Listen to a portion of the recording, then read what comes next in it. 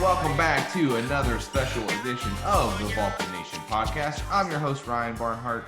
As you know, we're right in, just in the very beginning of season 3 of the Vulcan Nation, and we want to thank everyone for tuning in to us on Spotify and everywhere else that you find your podcast. This year or this season, we're switching it up, and we're going to still be on Spotify, but we're also on YouTube now with our podcast and kind of our video cast. And this season, we are specifically talking about unlocking your story and how that really affects our alumni and how their stories have unfolded through Cal U. So as we continue into season 3, I'm very pleased to have a very special guest and a very good friend of mine as well. Today, it's our pleasure to host Shawn McCoy, class of 2014 and 2016. He is the area coordinator in the Department of Residential Life at San Francisco State University. He's also one of our inaugural under 40 class recipients. He's a friend of the Alumni Association and the podcast. Shawn, what's up, man? How you doing? Well, I wanted to do like the old school 90s sitcom.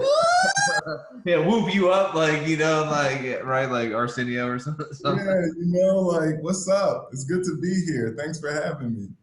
Thank you, man. Thanks for taking the time out for, it's a Sunday as we record this. So, no work on Sundays, but today we're going to get it in. So at least for a little bit. Shawn, we'd like to get down to business, man, and allow our guests to introduce themselves to our viewers and our audience.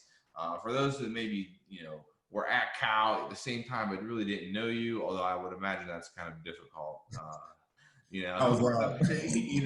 Or the people that maybe weren't at Cal at the same time you were. So why don't you tell us a little about your background and kind of who you were at Cal U, kind of where you are today? Yeah, absolutely. So again, my name is Shawn McCoy. I'm originally from West Philadelphia, but I came to Cal in 2010 to pursue my Bachelor's of Arts in Communication Studies with an emphasis on public relations. While I was there, I had an incredible time. I was very, very, very heavily involved within the Department of Residential Life there. I was a CA for many years, working with the incredible Miss Shalita Camarda-Webb. I was also very involved in my fraternity, Kappa Alpha Psi Fraternity Incorporated. We did a lot of things there. We had several homecoming kings that came from our chapter. My times at Cal U are very fond and very fruitful, and it's hard not to reflect on it without smiling. But yeah, then once I got my master's in 2016 in clinical mental health counseling, I had the opportunity to come back to Cal and work there as a residence hall director for a couple of years, and that was a phenomenal experience. I also had the opportunity to be advisor to one of the co-advisors to the Black Student Union, which is another organization that I was involved with in my undergrad. So it was really incredible for things to just sort of come full circle. And now, as of January, I recently took an opportunity to come out to San Francisco. So I'm now an area coordinator at San Francisco State University. Yeah, you took your Cali swag to Cali, right? It often becomes a point of contention here because when I try to explain to people. Yeah, how has that worked out so far? Because you're relatively new there still. How does that come up in conversation? Well, I'm already known as the loud one here, so there's that. But I don't know. I adapt pretty quickly. So it's funny, when I first got to Cal U, a lot of folks I would joke around and try to convince people I was from Pittsburgh, even though again I'm from Philly. Now, when I'm out here, I'll engage with a couple of people, and they're like, "Oh, hey, what part of the Bay are you from?" I'm like, "Oh, East Bay." I never say anything really specific. And then when people my other coworkers will eventually be like, "No, he's from the East Coast. He went to a school called Cal something," and they're like, you'll immediately see the whole room is his credentials are fake. I'm like, no, I have to pull it up on the webpage all. You need one of those little pocket diplomas, And the students will fight me on it. They're like, "I refuse. There's no such thing." I'm like, okay, it's real. I promise. We were technically before this institution, but Right, that's real talk there. If y'all want to go facts. So like we said in this season of the podcast, we're talking about unlocking your story, right? So how has Cal U or your time at Cal U, what things kind of shape the narrative to where you are now? You know, like what kind of skills or maybe a pathway that Cal U or your time at Cal U, your experiences help you unlock to kind of get you to where you are now and where you want to go beyond this in your career and in your life. Yeah, absolutely. Well, one like phrase I found myself adopting lately, even when, especially when I'm working with some of the students I have the opportunity to work with today, is this idea that I don't think anyone as a child is like, one day I want to grow up and work in student affairs. That's it. That's the goal. I'm gonna work in higher ed as a Yeah, kid. no Like, one like comes out like, yeah, that's what I want to do. You know, you like know, acquired taste. I gotta admit, like, like, So I think when I reflect on my time at Cal U, I came in, I was a wild freshman. I'll be honest. I was very much still a young-minded, immature individual from the city of Philadelphia. But I had the opportunity to meet one of my mentors, Shalita Camarda-Webb, who is currently the Director of Housing and Residence Life, as well as Multicultural Affairs and Diversity Education. But at the time, she was an RD working in Res Life, and it was another CA. One time I was doing something I had no business doing, but I always had like a quick tongue.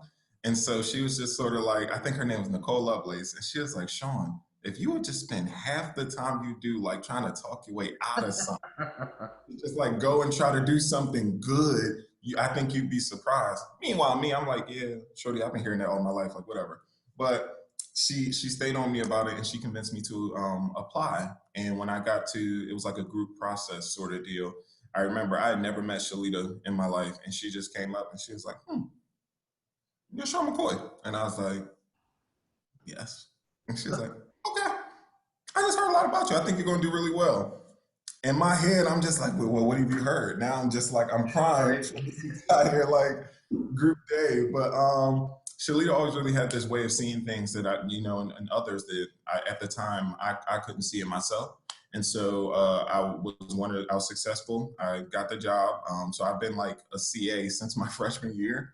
And just working with her, being exposed to situations where like I could use my humor, I could use like my sarcasm, I could use that quick tongue, so to speak, to really support folks. And before and in the past, like those weren't experiences I was exposed to, helping folks they were dealing with like suicidality, helping and supporting folks who have been exposed or been survivors of domestic violence or things like that. Like being a CA introduced me to a lot of really serious themes that had been clearly prevalent around me for years, but I just never really took that look at.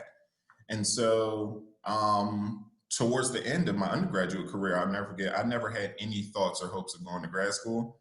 I was just like, I'm trying to get my 4 years in, out, cool. I'm going to go be like the next Olivier Pope or something, like PR. I'm going to go to New York. I'm going to do something like that. But I don't know. I was really struggling to decide what that next step was. My senior year undergrad was just, I was focusing on a lot of the socials and bringing closure to those areas of my life. But I had a conversation with her one day, and she was just like, well, I mean, like try to parse it down to what do you enjoy doing? What was it about your time here in your coursework or in the work that you were doing as a CA? Like, what were the things that you enjoyed? And I'm just like, I like making people laugh. I like helping people that had some serious, going through that dark place, come out smiling. I like the warm and fuzzies that come with those sort of things. And she was like, "Well, why don't you check out one of the open houses here?" And anybody that's alumni at Cal U, that's how they get you, yo. That's how they pull you That's the in. hook. That community, that love, that support, that nurturing. And Yeah. so I went. I had the opportunity to go to, and it was like a general open house. So they talked about a couple of the programs, and I ended up sitting at a table with this dude, Grafton Eliason, and we was talking for like the majority of this open house before. He was just real casual, just like, oh yeah. Also, I'm a professor in the clinical mental health counseling program. I think, you should check it out.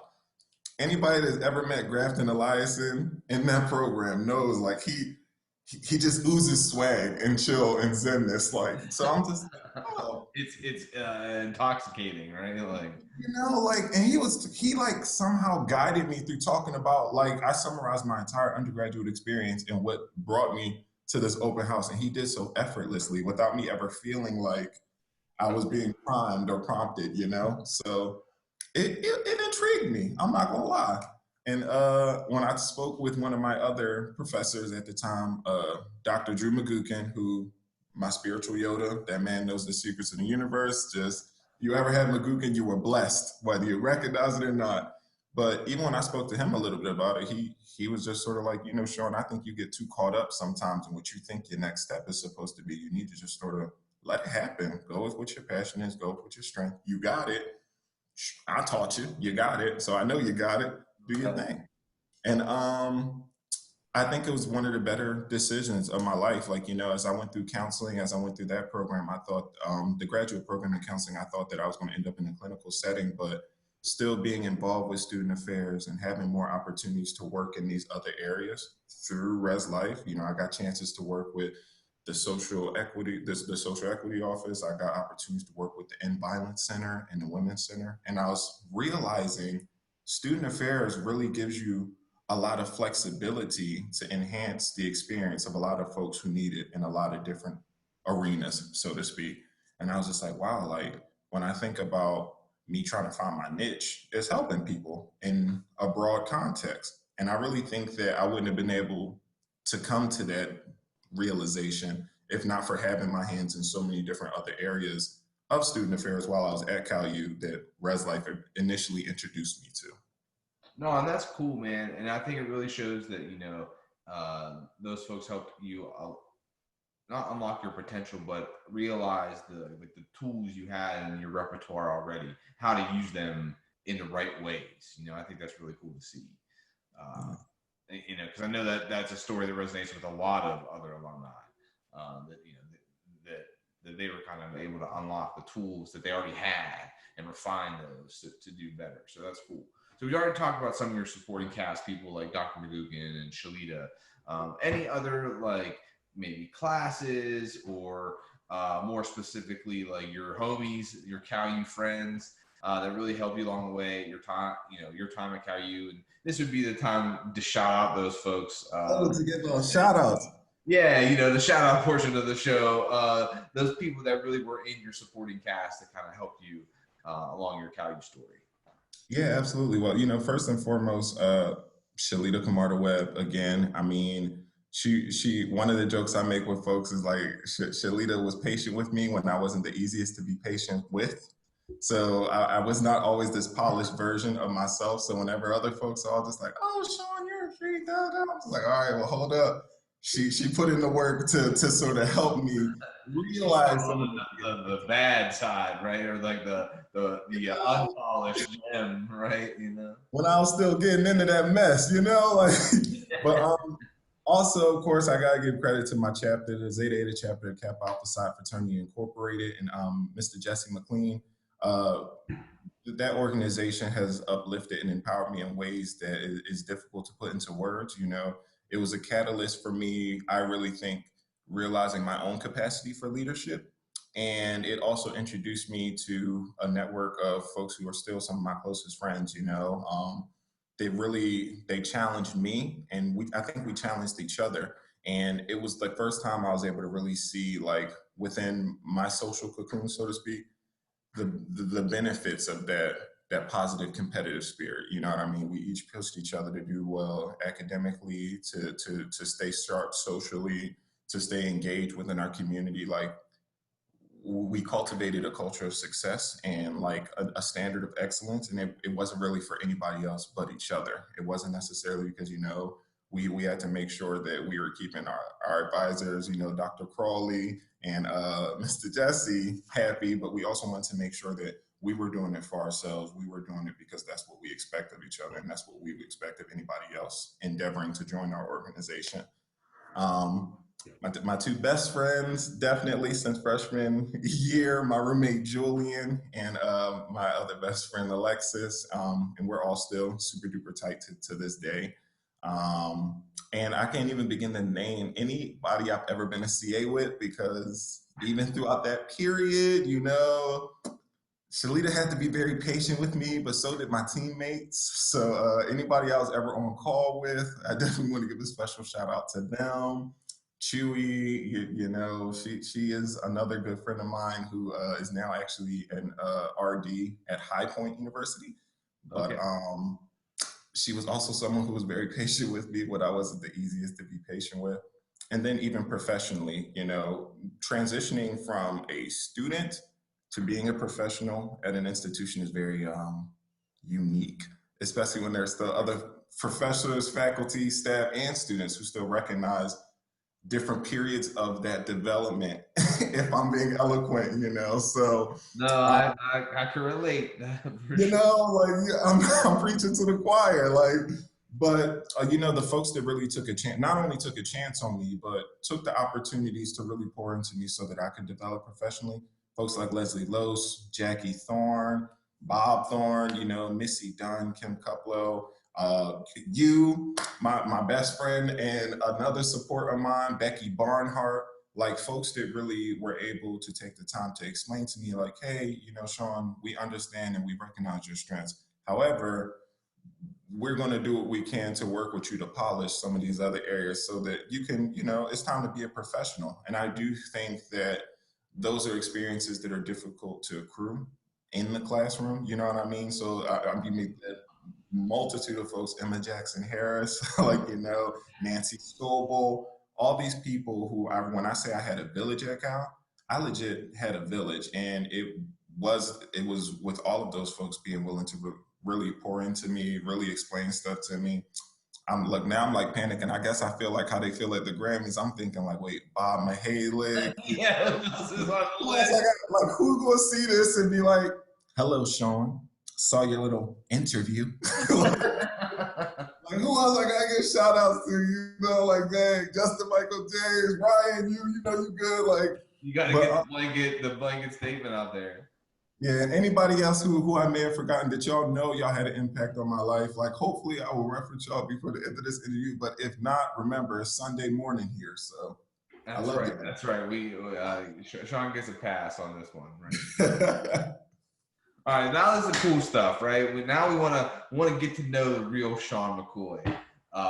This is the part of the podcast where we got a little left over from our previous seasons, but we're exploring new territory here. So this is a favorite that's kind of a running gag. Remember, Shawn, this is the PG-13 podcast. So that being said, do you have a favorite non-class related Cal U memory that fits that category? I know it's tough because you probably got a ton of memories and probably some that you don't remember that are great. But is there one? I know that's how it is for me and many of my Cal U friends. Probably the ones that we don't remember are maybe better than the ones we do. But No. you know, do you have one that sticks out more than others that you fondly recall? Yes, I would say when I won Homecoming King, I believe that was in fall 2013. I really did not initially plan on running, but like it was the first time, like again, the community around me that I just sort of cultivated during my time at Cal all had like one resonating voice. Like I remember Shalita and the rest of the CAs and during a staff meeting were like, Shawn, you need to run. I remember my chapter when we were in a chapter meeting was like, all right, and we already know Shawn running this year because he graduated. And I remember even like professors and stuff, oh, Mr. McCoy, you running this year. And I'm just like, well, what? And who's talking about this? Like, I'm trying to coast this the last year. Like, I'm trying, you know what I mean? But I ended up doing it. And I remember even when I walked out onto the field, like as they were about to announce court, I was just excited enough to like, dang, like my friends came up from Philly, chapter members had come up from Pittsburgh and from Philly, other members of my fraternity and other Greek organization folks who I gotten to know had all come to like show their support. There was faculty and staff up at the field. Mind you, I was already in a state of heightened excitement, you know, because I had been preparing socially for this momentous occasion. It was homecoming, my last homecoming, I That's thought. right, man. You gotta make it count. You know, and at the time I'm thinking, this is my last. This is my last. I gotta make it, you know. And I just remember walking out onto that field with my running mate, Fair Rap, and I was just really just like, wow, you know. And I think we both said to each other, like, honestly, this is already enough. People are out on the little edge thing. Yeah, sure. My chapter was deep. lit, it was great. I was looking nice, I was looking like, okay, I was holding it together. And when they said like, Shawn McCoy, I remember I had to look over at Farrah and she was like, you, like, go. And I like looked at President Jones and she's like, and then I like looked at everybody like out on the little joint and they're also just like, okay, Shawn, go, like, go up. I was like, I've never felt that before. And even now it's like indescribable without just telling the whole story. So hands down, best. Like, I remember that fondly. Bet And that's good. I like that. We're gonna have to come back to that. I'll talk about about that offline. But anyways, get the full scoop later on. All right. So to help us build Cowie's ultimate playlist, which we will be launching here this fall, probably around homecoming time. So folks, homecoming from home, right? Is what song reminds you the most of your time at Cowie? no hands. No hesitation either. Like as you were asking the question, it started playing in my Ghana. There were just more union parties, pre-games, and other social activities that I can count. That all when that song came on, you just knew. Everybody got their courage up. That's when, man, if you didn't have a chance with the girl across the room before, this was your moment. Emboldened you to do great things, yeah. Like. Awesome. We'll definitely add that to the list on Spotify. All right. As part of the great food debate, what's the best meal that you had at CalU? And that could be on campus or off campus, but what's the best meal in your opinion that you had? But crab harbor fries, when they were going through that phase where you could like add and customize, it was like a part of redesign number 9 of 23, but it was the time where you could like add your own, you could get like the waffle fries, curly fries, or regular fries. Then you could like go piece by piece and add it on. What I would do is I get the waffle fries with the crab dip, get some Parmesan and some provolone on that joint, get the scallions, and then add bacon to it.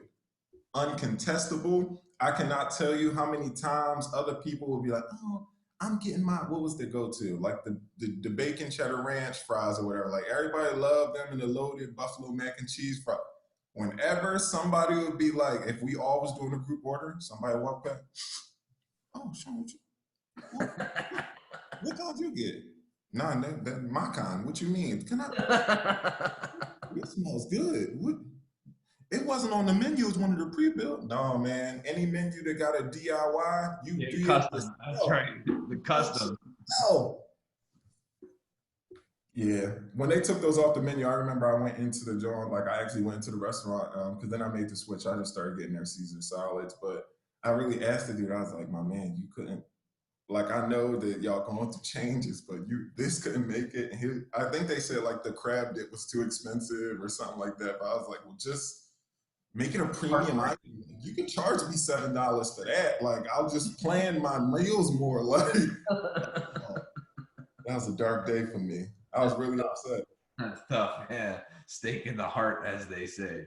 Well, Shawn, I want to thank you, man, for taking the time to join us again on a Sunday. I know, you're busy with everything, and we're still trying to, figure out what higher ed's like in COVID and post-COVID. So thanks for taking the time out of your busy schedule to be on the Vulcan Nation today. Thanks for having me, man. I had a blast. Honestly, this has been very, very, very nostalgic for me in all the best of ways. I miss the East Coast. Good. We really appreciate it. So before we go, last thing, it's always my favorite. I get to turn it back over to you. But how can our listeners maybe connect with you or find out the work you're doing at San Francisco State? So if you want to tell us maybe how they can get in contact with you, that would be the time. Oh, yeah. Follow me on Instagram, casual_thinker, casual with the K. I guess I could give y'all my email. I don't know if that would be helpful. I'm on Facebook as like my real name, so just Shawn SHAWN McCoy MCCOY. Is your LinkedIn profile up to date? Yes, my LinkedIn profile is up to date. Y'all can find me and follow me on LinkedIn as well. If y'all really want to email me, it's just smccoy@sfsu.edu. But yeah, I'm always down to talk and connect with folks. We are in the middle of like our student leader training / residence hall opening this week. So things are a little high volume, but yeah, I'm always down to connect.